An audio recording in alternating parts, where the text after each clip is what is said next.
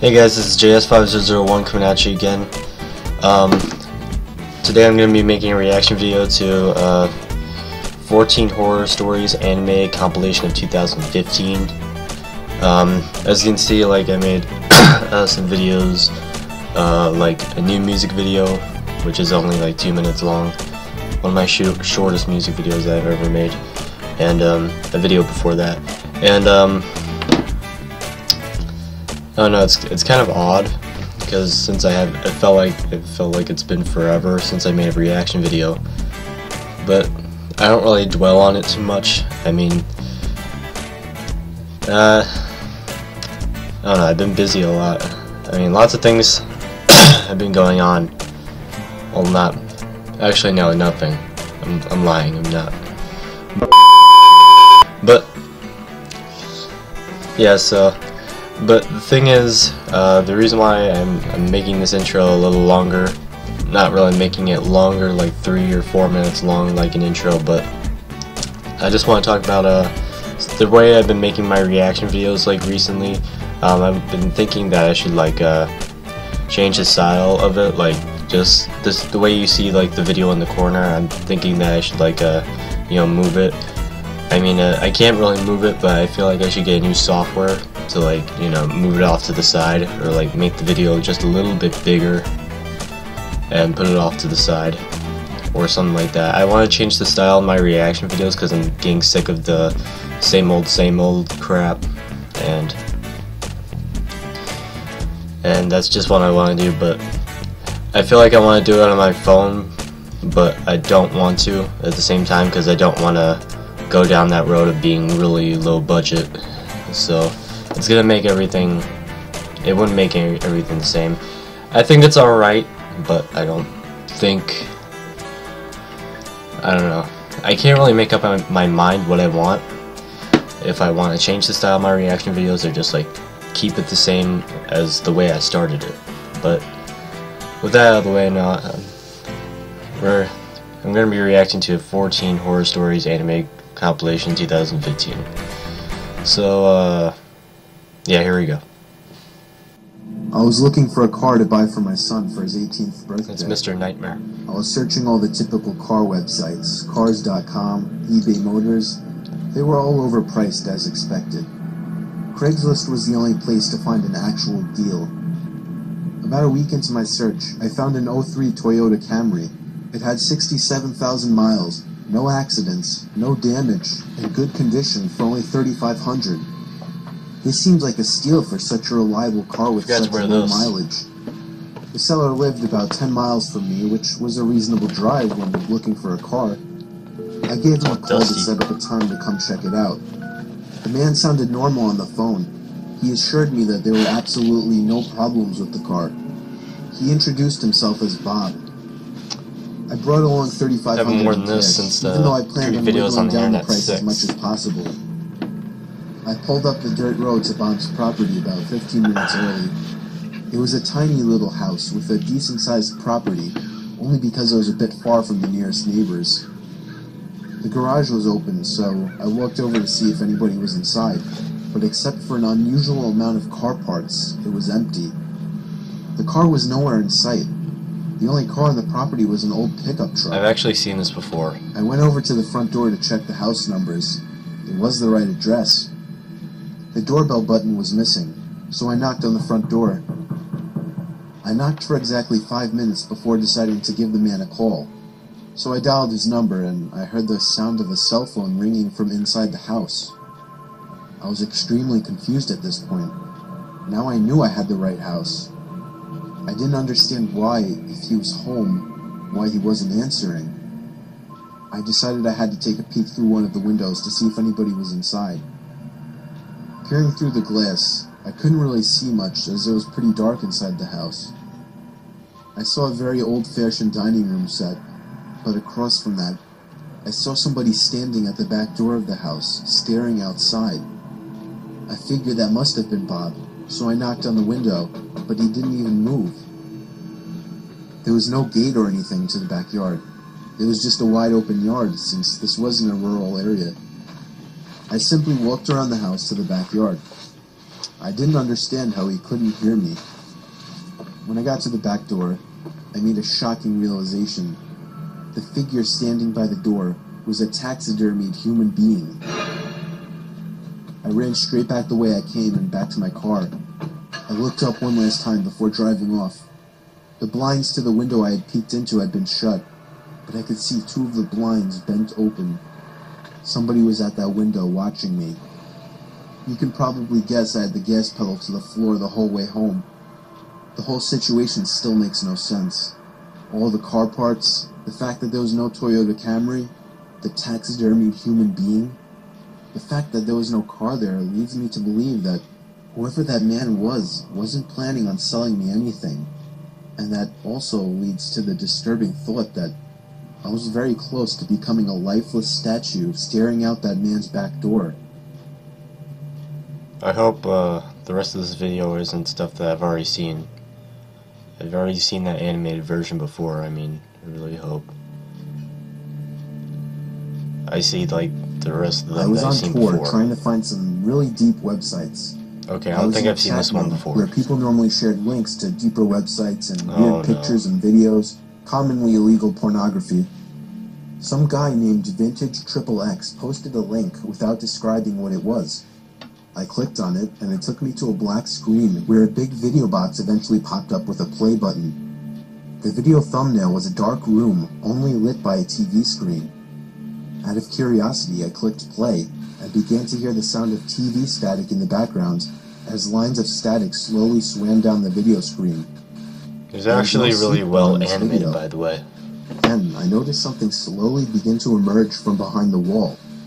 It was a figure dressed in all black with some kind of black mask on as well. I started to suspect it was a jump scare video, and I thought I was right when the figure leaped out and ran to the screen in less than a second.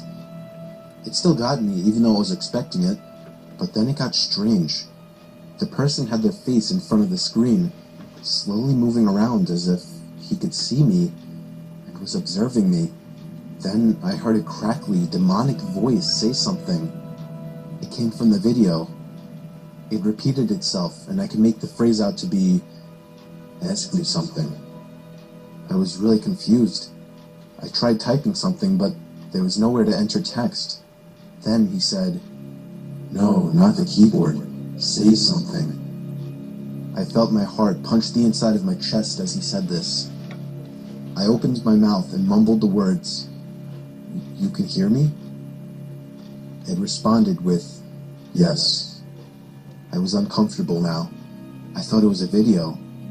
I pressed pause, but it didn't do anything. He said, "Don't try to leave. I want to talk." I tried moving the mouse to the exit button, but the mouse was frozen. In fact, none of the keys were responding on my keyboard. There was a long moment of silence before my webcam began flashing as if it were on, and my face popped up on the screen. "There, I got a picture of you now.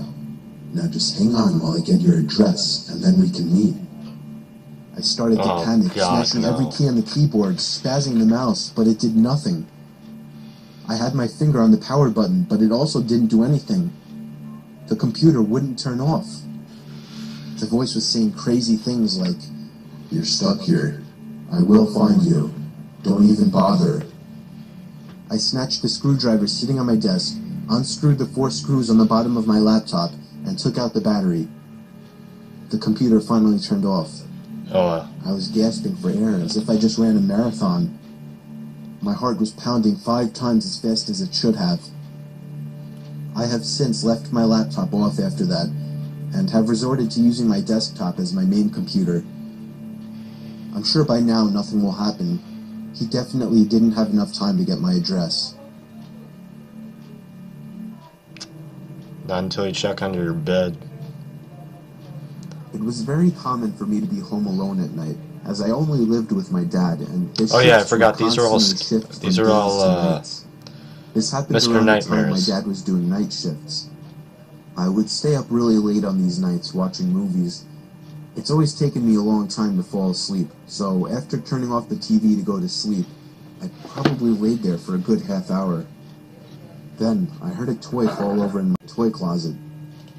It was nothing too suspicious, but it still creeped me out.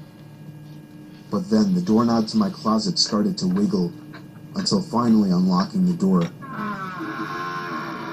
I hid under my covers, not making a sound. It was strangely quiet for a good 2 minutes, so I finally peeked my head out of the covers. There was a figure standing next to my bed, looking down at me. I screamed at the top of my lungs and began hugging the wall behind me. The figure looked out the window and then just walked away out of the room. I stayed in that position for like an hour before checking if he was really gone. The front door was left wide open, so it seemed he had left. I didn't get a minute of sleep that night.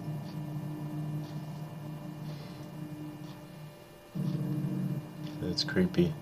This story is from the point of view of a 16-year-old girl.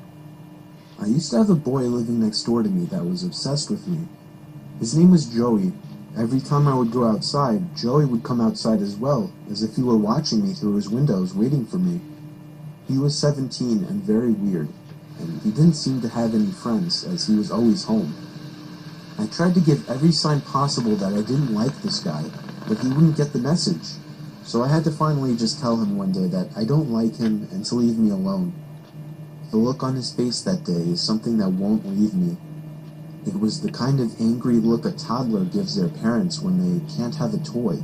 Coming from a 17-year-old, that's much more disturbing. One night, my parents left me to watch the house.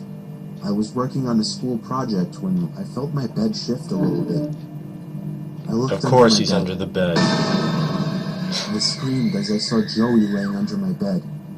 I ran away while he tried to crawl out from under my bed. I ran to his house and rang the bell at least 10 times, telling his parents about it when they opened the door. Joey never came out of my house, so I called the police.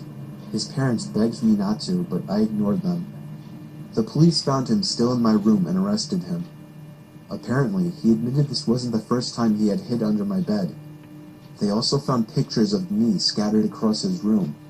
The most disturbing one was of me sleeping, and it was taken from inside my room. That's really creepy. It's getting really, really dark in here. From where I live, everything gets dark real fast. I work in an office building and would constantly do the night shifts since it was the only time it would work out for me. I was just about always the only person on the floor I worked on, possibly in the whole building. There would always be a kind of eerie feeling to being in such a big building with most of the lights out and absolutely no one around. But on the upside, it was peaceful and less stressful, and I was able to get a lot of work done. There was this one night, though. It was a Friday night, around 2 in the morning. I was typing away on my keyboard when I heard a noise from outside my cubicle. It sounded like just a random crack from the walls or something. It's unusual in this building, but I didn't get too concerned about it. I resumed typing away and was once again interrupted by a sound. This time, the sound of a computer starting up. It caught me off guard. I was sure nobody else was working the night shift. I stood up on my chair to get a view over the cubicle walls. The glare of a computer screen in the dark was visible. Why on would the he just be cubicle on the left in his opposite side of office? the room. Why would he just be left at his work with nobody there? I asked if there was anybody there in a yell, hoping to get an answer from a fellow employee.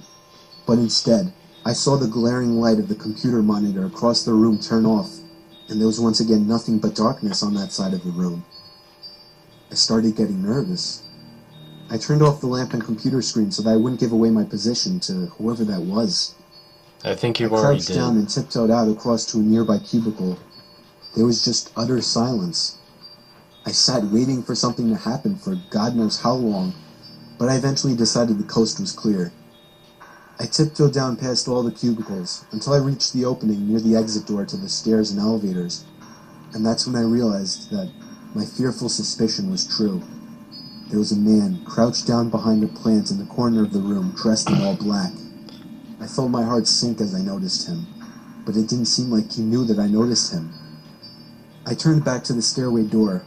There was no way I was going to wait for the elevator and take a chance. I casually opened the door and closed it behind me, proceeding to walk down the stairs. After making it down about 2 flights of stairs, I heard the door above me push open aggressively, followed by manic, echoing footsteps coming fast down the stairs. Is it I bad that I raced down think the of this stairs, as running as anime? fast as I could, all while the footsteps above me were getting louder. I finally made it to the first floor, raced through the lobby, and out the front door. Whoever was in there didn't follow me. I immediately called the cops, along with one of my bosses. My boss said no one was scheduled to work except for me. The cops scanned the place from top to bottom. There was no one in there. I couldn't help them out with any description other than he was wearing all black. I did continue to do the night shift for about a week after that, with my boss allowing me to lock all possible entrances to the floor, including the elevators. But I still wasn't comfortable with it, so ever since, I've been doing the day shifts. That's actually pretty good, though. That's a better decision than to, get a night shift.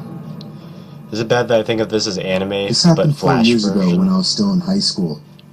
I was told to do my last delivery of my shift. The volume I got is in my different car, in which every was a one of these 1999 videos. Camry, Really perfect for annoys me. delivering pizzas. I GPSed the address on my phone. I live upstate in the country, so all pizza deliveries were long drives. I remember the sun was starting to set, so it was probably around 7 o'clock. I'd say after a good 15 minutes of driving through the foresty dirt roads, my GPS said I had arrived. It was an old little cottage-like house made almost entirely of wood. It was sitting all by It's itself in almost the an middle of hour absolutely long. nothing but forest. The lawn was completely unkept, as the grass was almost at knee height. I was used to this kind of thing, so I didn't think much of it. I took the pizza to the front door. There was no doorbell, so I knocked loudly on the door. Within 10 seconds, I heard the sound of footsteps hitting wood on the inside of the house. The footsteps made it to the door and stopped. I started to feel uneasy. I got the feeling that I was being watched. And that's when I noticed there was a peephole in the door. "It's the pizza guy," I called out. I heard a low, harsh-sounding voice on the other side of the door, telling me to bring the pizza out back. I didn't like the idea of going back there. Something didn't seem right. "Are you sure, sir?" I called out. He didn't answer my question. The sound of footsteps didn't move away from the door, so I had the feeling he was still watching me. I almost found myself walking back to my car, but I decided I didn't want any trouble with my boss. The last time I brought a pizza back, he gave me attitude, so I reluctantly walked through the uncut grass and around the small house to the back. I remember there was a shed and a little patio back there. In the patio, there was a table with 4 chairs surrounding it. In one of the chairs, facing away from me, I saw the head of somebody sitting in the seat. I began walking over and said, "Excuse me," but the person didn't even move an inch. "Excuse me," I said again louder. Then from behind me, I heard, "Psst, over here." I turned around to see a man poking his head out from the corner of the house, looking at me with a crazed smile. "Come over here, I want to show you something." Guy I looks like a freaked out, zombie. turned around and ran around the house in the opposite direction, back to my car, for some reason still holding the pizza. Who's that on the swing set? I got in my car, started it, and got away from there. On my way back to the pizzeria, Is that I his pulled over to the wife? side of the road and called the police. Eventually, I was informed that there was no sign of anybody having been in that house for a long time. I quit my delivery job a few days after that. I have no idea what would have happened to me had I gone up to that man, but to this day, I still wish I had just turned my head to see who or what was sitting in that patio chair.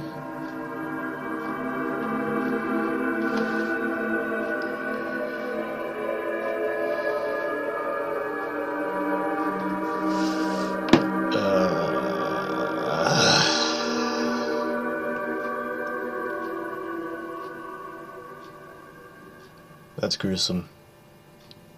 It's really brutal. It was during a blizzard in Valley Stream. I was getting paid $250 to watch some couple's kid while they went away for the weekend. His name was Matthew. This took place on the first I feel night, like this is which was going a by Friday really night. slowly. Matthew was already supposedly asleep, while I was in the living room watching a movie. And there's not really much I to got say a knock about at it, the door and looked at the clock. but It was close to midnight. There was no way I was opening it. Not even 10 seconds later, I heard the sound of 2 or 3 men angrily banging on the door, telling me to open up. I felt like my heart was about to stop. I took a peek through the blinds, and there was somebody standing right on the other side of the window. I fell back in fear, and after managing to get back on my feet, I ran to the phone first thing to call the police. They said because of the weather, it could take a while for an officer to get here. I was told to take the child and hide somewhere until an officer arrived. They wanted to keep me on the line, but I wasn't thinking clearly in the heat of the moment and hung up. However, it wasn't until I ran through the living room that I realized the banging had stopped. I took a second peek through the living room window. Nobody was there now. I heard the sound of glass shattering from a few rooms over. My knees started to feel weak as I realized they had just broken the window and were about to climb into the house. I had to run and get Matthew. I couldn't just leave without him. Of course, when I got upstairs, there was no time left to run back downstairs, as I already heard footsteps and laughter coming from downstairs. I covered Matthew's mouth with my hand as I ran with him into his toy closet. A few minutes dragged on to what felt like half an hour as we sat there in the dark closet. Matthew began to squeal as footsteps on the carpet reached the outside of his bedroom door. There was more than one person. They came inside. There weren't many places to hide in this room. I was actually reflecting on my whole life, so sure I was gonna die. We heard the sound of a police siren outside, even from in the closet, and then I heard one of the men in the room mutter, "Aw, shit." I opened the door back up as I heard at least 3 pairs of footsteps hurriedly rushing down the stairs. They didn't get far, as the police later found their footprints in the backyard, leading to our shed. There were 5 men in total, and they were all arrested.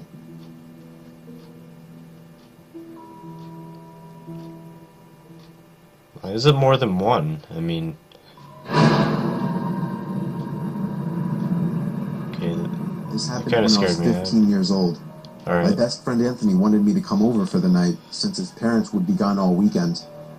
I rode my bike over and put it in his backyard before letting myself in through his back door. We played basically every video game he had, from FIFA all the way to Call of Duty, with popcorn and other junk food spilled out all over the floor. Yeah, this is one of my favorite stories by Mr. Nightmare. As the night progressed, we moved from video games to watching half a movie and getting bored, to doing prank calls at close to 10 o'clock. Anthony made a few calls to different pizza places. When it was my turn, I just dialed a few random numbers in hopes to get someone at their house. On, say, my 4th attempt, I finally reached somebody. A guy with a deep and rough voice picked up, answering with a yeah instead of a hello. Anthony's laughing in the background made me stumble with my words mid-sentence, ultimately cracking up into laughter. I had never done a prank call, so I sucked at it. The guy on the other end was silent. I regained a straight face and tried to continue with the call. It went something like this. Sir, would it be alright if I borrowed one of the wheels from your car? What's your name, kid? My name is Bob. Really? You sure it's not Anthony? It hit me like a brick. I looked up at I don't know Anthony, why I became whose surprised face was about that. noticeably I full mean, of fear. I've heard this story a I hung million up the phone, times, not wanting to be but on I the never line with saw whoever the that was for another cartoon. second. Anthony, who the hell was that? I asked him. I don't know, he told me. Does your caller ID info display your name or something? No, it shows my dad's name. We hopped on the computer and did some research, trying to figure out how it was possible to get someone's name through their phone number. It didn't make sense how he could get Anthony's name so quickly. He was way too young at the time to be on any of those personal information sharing websites. We ended up asking a question on Yahoo Answers, since no one had a similar experience. The question turned up no answers. I suggested he call his dad, but he said he wasn't supposed to have anybody over for the weekend, so he didn't want to call. We planned on sleeping in the living room, so we just resumed watching the movie that we hadn't finished. It's really pitch earlier. black in my room. Right after the phone call had left my mind, me and Anthony looked at each other when we heard his front storm door open. Hold on 1 second. And then the doorknob to the front door began to turn. It That's only better. was able to turn about halfway before the lock restricted it. Anthony turned off the TV, and I went over to the window to see who it was. I spread the blinds open. There was a tall guy standing outside. I think I'm shedding. He noticed the blinds moving and turned to look at me. I practically threw the blinds back into place. Me and Anthony hid in the kitchen, listening for any more noises. We heard the sound of the gate to the backyard opening, as it was right outside the kitchen window. "God damn it," I said. "I forgot to shut the back door." Oh, Anthony urged me to run and shut it. I made it to the hallway leading to his back door and froze. There was a silhouette standing outside the back door. I don't think he noticed me, but he was surely looking into the house. He opened the door and stepped inside. I tiptoed to the kitchen and motioned for Anthony to follow me upstairs. We made it to his room as quietly as possible, pulling the door shut to avoid making any noise. We crawled under his bed. He had cloth covering the bottom of his bed, so you couldn't see anything under it unless you actually moved the cloth. The doors downstairs all opened, each one getting closer to the stairs. Thumps finally began up the stairs, and he was right outside the door now. The door to the room opened. I could hear Anthony's breathing. It was too loud. Footsteps moved over to the closet, and then the closet opened. Well, if it was too loud, then how come nobody can hear it? As the fabric of the I can't even hear it. rubbed against each other. Footsteps moved over to the bed and stopped. I felt like my heart was about to explode out of my chest. Anthony's breathing was too loud. Alright, there you I had go. to cover his mouth with my hand. Nothing but silence in the room now. We laid still for so long, I almost thought he wasn't even in the room anymore. I moved my hand away from Anthony's mouth and whispered in his ear. I wonder how this animation's gonna go when he gets pulled. If he's gonna get pulled out. He was about to answer when the most disturbing, memory-haunting scream I'd ever heard filled my ears as Anthony was seemingly dragged out from under the bed. I crawled out and saw him struggling with the man. I desperately looked around for anything to use as a weapon. I settled with a screwdriver sitting on his nightstand. I hurried over to the man and drove the screwdriver into his back. He let go of Anthony as he let out a scream of agony, giving us time to get the hell out of the house. Running onto the road would give away our position too easily. It would take too long to make it to his neighbor's house. We dove for the tree line in the woods and took cover behind a bush, watching the house. The back door opened as the man stepped outside, looking around the backyard.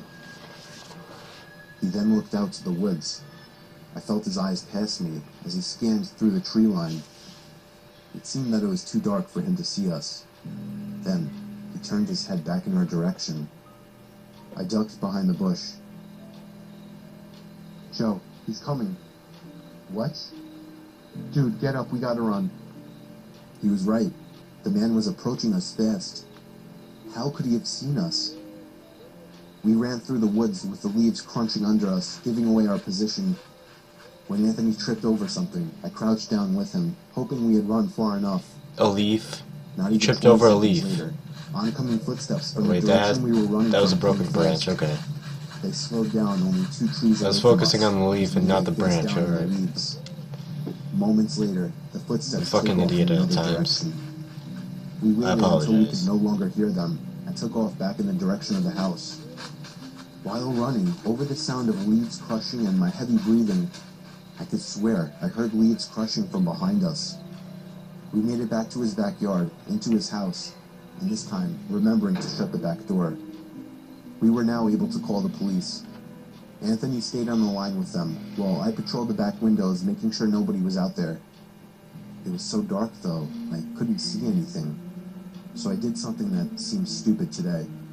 I turned on his backyard lights, and immediately in the distance, over by the woods, I saw him, standing in front of a big tree. He turned off back into the woods and disappeared out of sight. That was the last time me or Anthony ever saw him. I would be lying if I told you we heard the occasional knocks at our windows or something cliche.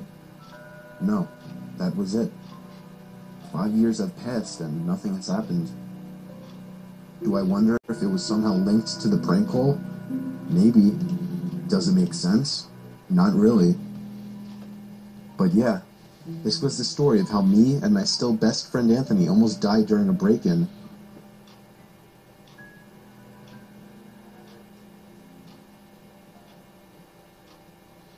The honeymoon. Keep thinking, are these usernames or are these Me like and my wife were on our honeymoon in Hawaii. Oh, okay. We were All on right. the island of Oahu, sitting on the beach. My wife got up to go to the bathroom, and when she got back, she told me that there was a creepy man watching her walk into the bathroom, and when she tried to walk out, he blocked her path. She only got away because there were 2 other people walking into the bathroom, so he got out of the way. I asked her what the man looked like, and she looked over, but unfortunately, she said he was gone. Our hotel was walking distance from the beach, so we got back quickly, but we made sure to report the man to a police officer we saw walking on the beach, and then we washed up before going out to eat. We ate at a fancy seafood place and did some walking around afterwards. Close to midnight, we finally went back to the room and began to wind down. Then we got a knock at the door.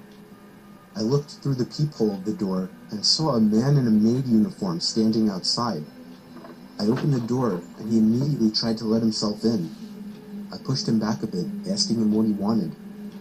He told me he left something in the room while cleaning earlier and needed to get it out.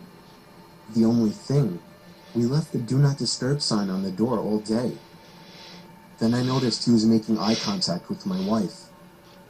My wife then screamed, "That's the man." I didn't understand at first, but it was too late for that. The man had already lunged at me, holding my throat with one hand while reaching behind himself with another. He pulled out a knife and started swinging at me, and if it weren't for my wife coming over and smashing his face with the lamp, I would have been as good as dead. The commotion drew out all the inhabitants of the neighboring rooms. Oh, what the One of the hell? women started freaking out and screaming, making the Set from situation Courage the worse. Cowardly Dog? We called the police, and so did the hotel. It It has to turned be a into a reference. huge, horrible scene, but we were just happy to be alive. We were questioned when the police arrived, You and didn't some wipe of the the other blood people off her around us face? claimed to have witnessed it all. We still don't know what kind of intentions this guy had, but if I had to guess, I would say he wanted to get to my wife. He must have been one very dumb person to think he would get away with I thought he something was like this dead. in such a public building. So he's in jail? I thought he was already dead since he was lying down in a pool of blood.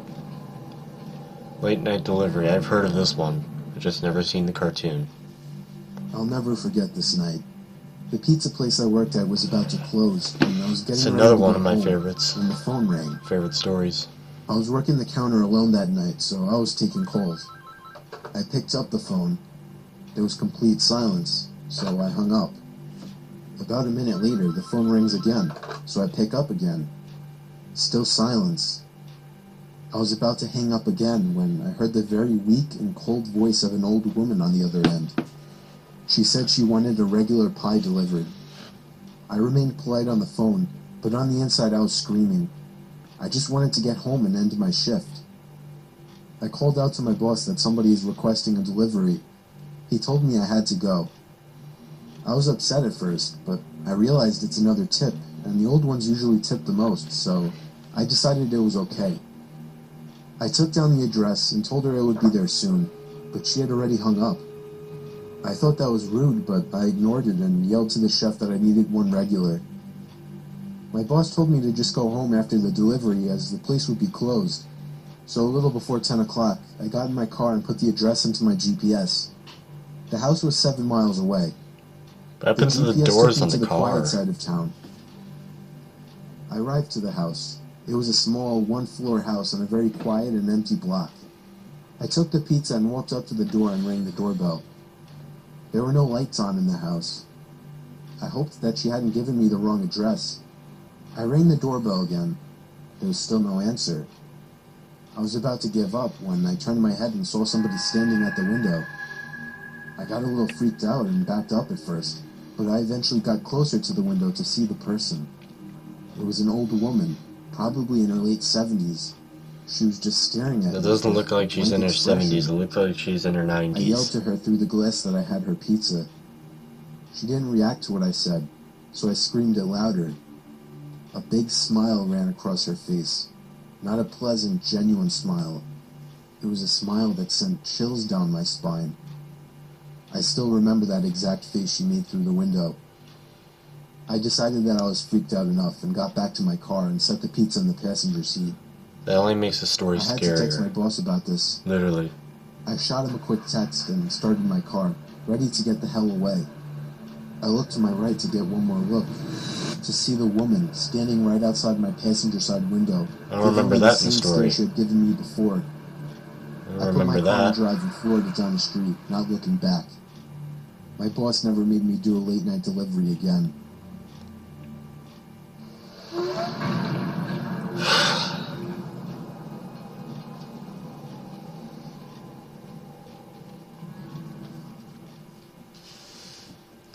Alright, what's the next one? Trick or treat. The Halloween one. Night of 2007, freshman year in high school, and I was with my friends, Ivan, Ryan, and Jesse. We were all dressed as the Super Mario characters. I was Luigi since I was the second tallest. Ivan was Mario since he's short and buff. Not that Mario was buff. Jesse was Waluigi because he's freakishly tall and skinny, and Ryan was Wario because he's just really fat. So they were the perfect group costumes for us. We live in a very non-congested suburban neighborhood with a decent amount of space in between houses. On Halloween, that's the worst thing ever. Less bang for your buck. We were trick-or-treating for hours, way past dark, and eventually came the time when most trick-or-treaters were heading home.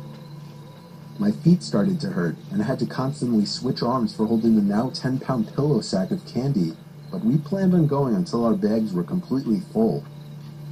A lot of the houses by now weren't answering anymore. It was probably past their cutoff time for giving candy to trick-or-treaters. Approaching our next house, we saw a purple bucket on the stoop, which was the best feeling ever. I was the one to get close enough to realize it was empty, which was the worst feeling ever. I turned around when I heard a knock at the window of the house. We all looked at the window. Couldn't see anyone, but heard someone call out, "Wait." The door opened, and an older man, late 40s, already balding, stepped outside. He told us to come inside so he can get us some more candy. I said we could just wait out here. He responded saying something along the lines of, "Nonsense, come on in, we'll get you your candy." Ivan stepped in and said, "It's alright. Come on, Dan, let's go." I told the guy to take care and apologized. He just stood there watching as we walked off, not saying anything. I felt bad, but at the same time, that guy seemed like a creeper, and I figured I just dodged a bullet not going in there. If the story ended there, it wouldn't be scary, so of course, it didn't end there. We skipped a few of the guy's neighboring houses just to get further away, and continued on with our business. We were walking down close to the nature preserve now, so there weren't many houses around us. At this point, we were now walking back closer to Jesse's house. I noticed Ryan had stopped walking, and the Mario turned around to costumes see make what's it a up. lot less He said scarier. He heard someone moving from behind the trees in the preserve. Now this was before everyone's phones had flashlights, so we couldn't just go searching in the woods for someone. Besides, we were just telling Ryan that it must have been a raccoon or something. You may think this is a bit of a cliche, but when things like this happen in real life, you always assume the more logical possibility. It's just natural. Why would we assume we were being followed? I had to put my arm around Ryan's shoulder and nudge him forward. A little ways down the street, me and Ivan picked up on the sound as well. When we all stopped, the sounds of the footsteps from beyond the trees stopped as well. Ivan yelled at the obvious stalker to go away. This is almost over. Shit out of them. I knew he Getting was just tired of walking doing around. like hour-long I could hear the nervousness videos, in his voice. hour-long The reactions. snap of a twig from beyond the trees triggered a fight-or-flight So response in long. all of us. Me, Jesse, and Ryan all ran for it. Ivan was at first charging to attack, but he quickly followed after realizing we had all taken off. We ran down the dark street, and we all noticed the sounds of at least 2 or 3 pairs of footsteps crushing the twigs and leaves in the... We banked it hard right down Jesse Street when it finally came up and ran straight for his backyard, entering his house through the back door. The first thing we did was peek out through his living room window. We couldn't see anyone. We all had to gather our thoughts and discuss what the hell just went down in his living room, when all of a sudden, Jesse's backyard gate slammed shut. Jesse dove to turn off the lights. There was a click and a bang from down in the den. It was more than likely Jesse's back door. We all agreed to go down armed with knives and face them. Jesse turned on his back door light, but there was nobody out there. Just then the front door opened, and we all screamed like animals. Jesse's mom and sisters came rushing downstairs. They had just gotten home from their friend's little house party. This isn't a scary story, this is just weird. We all rested assured knowing it was just them. Jesse explained what happened, but made it seem a lot less dramatic. Me and Ivan went home after that and called it a night. At 12:30 a.m., I got a disturbing text message. Those costumes. It was from Jesse. It said, "It wasn't my mom." I texted back saying, "What?" He responded back quickly, saying, "It wasn't my mom in the backyard." My finger slammed the buttons on my phone, responding back, "What do you mean?" There was a long pause before he finally told me that his mom and sisters said they never went in the backyard. I told him to immediately check the backyard from his upper deck. He had already done just that. He also told his mom everything, and she had already called the police. They didn't find anyone back there, but he was still in that Halloween costume while trick-or-treating. Yeah, nothing ever became of that, and nothing ever happened at Jesse's house again after that one Halloween night. Oh, they turned into creepypastas.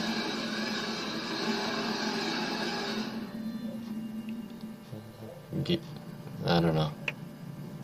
You can see some weird things when you're tired. Oh yeah. But the thing about this story, I wasn't tired. Me and the family were on vacation to some resort in a very rural area of Pennsylvania to make the setting creepier. There weren't many young people there for me and my brothers to hang out with. It seemed like more of an adult resort. But then one day when I was walking outside of the main lodge of the resort, I, for some reason, looked up to a window on the second floor and saw a teenage girl looking down at me. From that distance, she looked kind of cute, so I gave her a wave, but she didn't show any sign of reaction, so I just moved on. However, later that same day, I was so bored that I was sitting on the swing set at the little playground of the resort, and that's when I saw the same girl again. She was a little ways away from me. Hallucinations are the worst. Close to the tree Never line. Experienced hallucinations there, before, but hopefully it never happens. My hormones controlled my body, and so I got off the swing and began walking over to her. As I started getting closer to her, I realized she wasn't as cute as I thought she was. There was doesn't show her something about face. her face that just gave off a creepy vibe.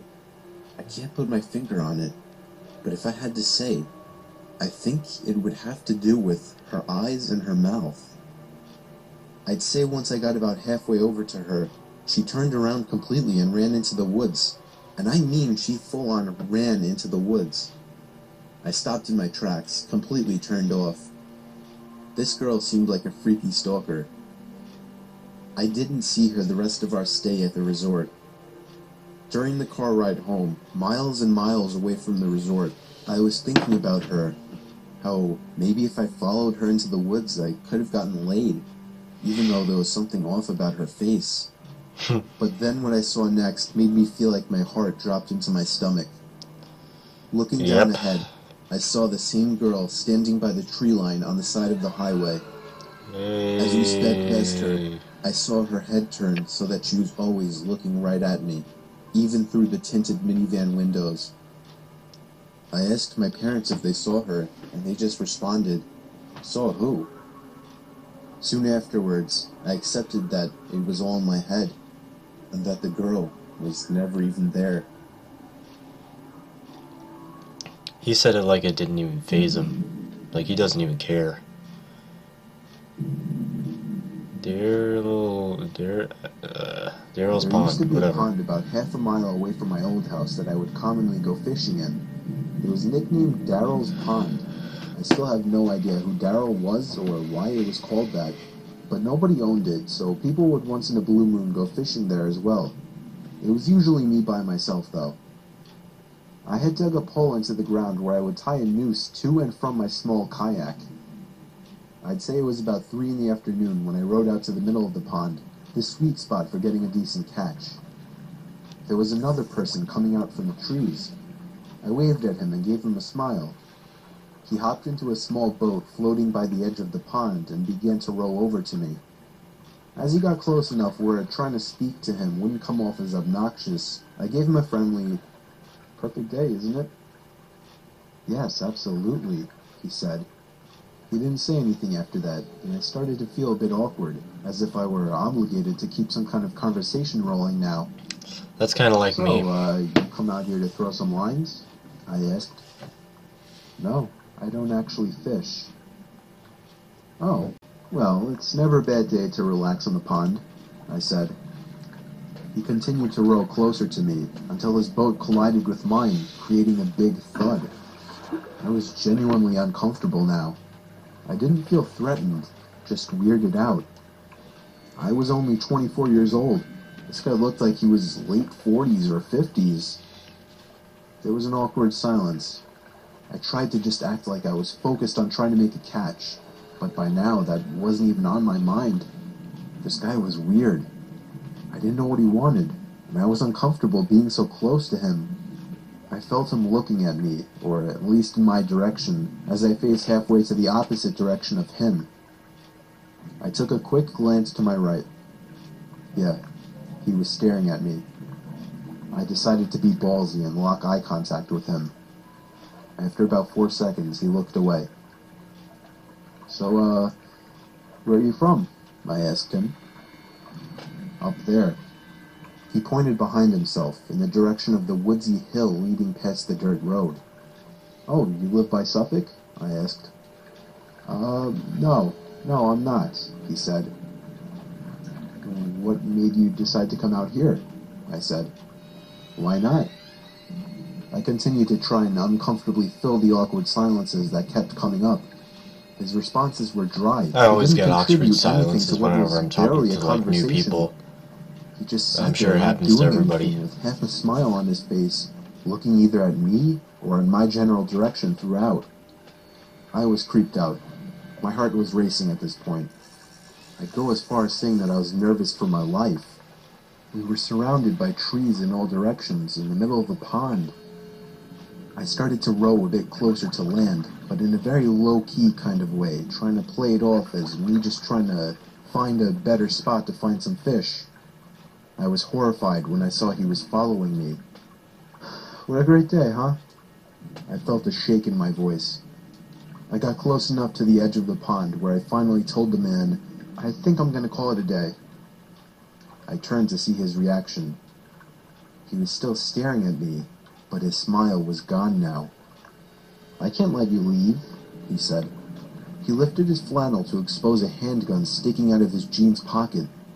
As soon as I could process what I was looking at, I dove out of the boat for land, ran the whole half-mile uphill through the woods back to my house, and locked every door and window as soon as I made it home. I pulled down the blinds to the dining room window, leaving it open just a crack for peeking outside undetected. It started to get dark out, and I left every light in the house off, still peeking out to the front yard, making sure I wasn't followed. The time came when I finally decided I wasn't followed. I realize now, like you, that not calling the police immediately was a huge mistake. I kept my bedroom windows open to let the room air out. My bedroom was on the second floor, so I wasn't worried about being watched through the window. Yeah, it's actually a pretty About cool half an hour guitar. after shutting the light and falling under the covers, I feel much more comfortable fishing out by the bay now.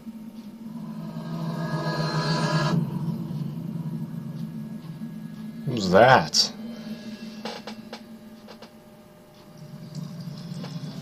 Wait, is this the last one? thing I saw was my alarm clock flashing 12:07. Finally. Before she pushed her long, rotting nails through my chest, her other hand muffling my screams. What the fuck? I sat bolt upright, relieved it was only a dream, but as I I never saw my even heard alarm this clock story read before, so I don't know 12:06, anything about I this. heard my closet door creak open.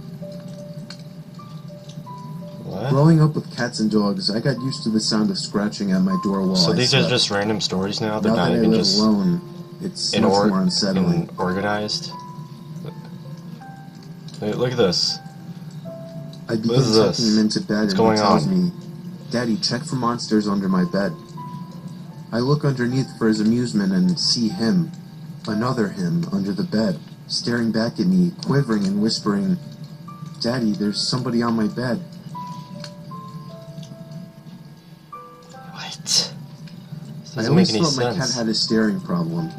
She always seemed fixated on my face, until one day when I realized that she was always looking just behind me.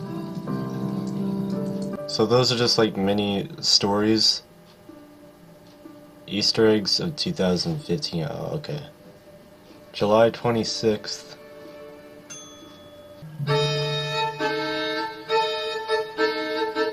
What is he doing here? The ring. I've noticed that in the story. Babysitting stories. What?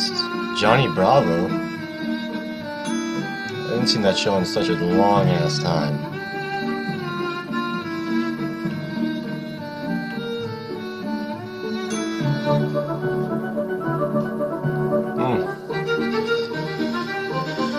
I was curious because I was looking for like Easter eggs in like the background.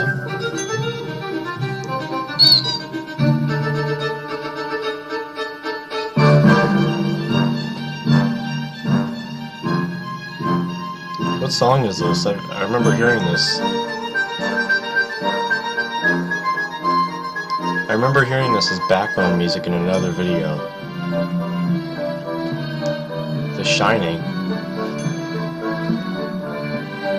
The Shining. Never noticed that. The Shining again. So all these are just Shining references. Oh yeah.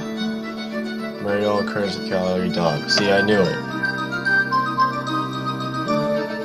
It's pretty obvious to see that.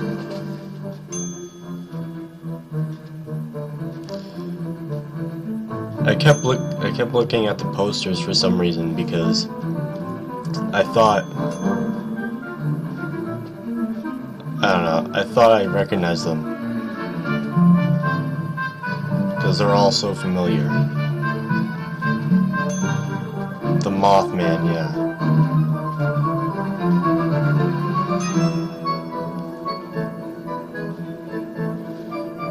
I guess that was supposed to be in the story. Portal t-shirt. Dragon Ball Z.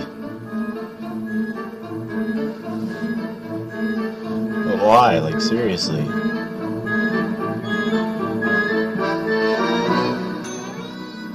I remember that part. Friday the 13th ending. That's why I was wondering what was that anyway. Ju-on the Grudge, yeah, I love it. I've seen that movie before. I remember that movie. Made me think for a reason. For some reason. Home Alone, yeah. I know that was a reference.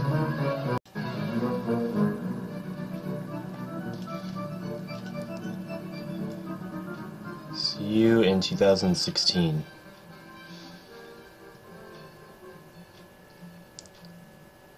Alright, that's it, finally. I recorded this all in one night. Yeah, my video schedule is all messed up, so, I don't know, you can expect to see a video from me, like, anytime soon. Like, at a random time, or, like, unknown time, it doesn't really matter.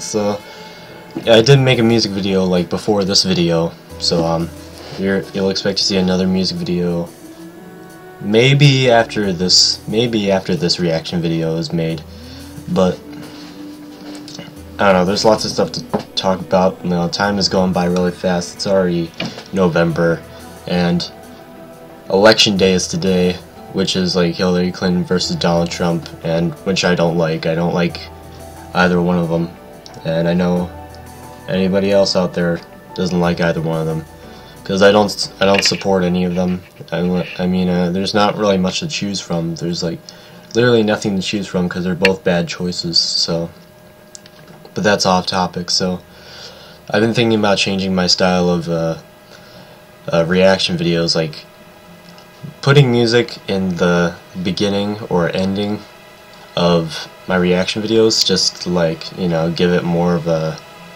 you know, like make the reaction video slightly more entertaining, just because, you know, it has background music in it. I mean, I've seen many other reactors do that, and it just gives it a good mood to it. It gives it a vibe. And my hair is really bugging me today, really, because I got it cut. Now it's different.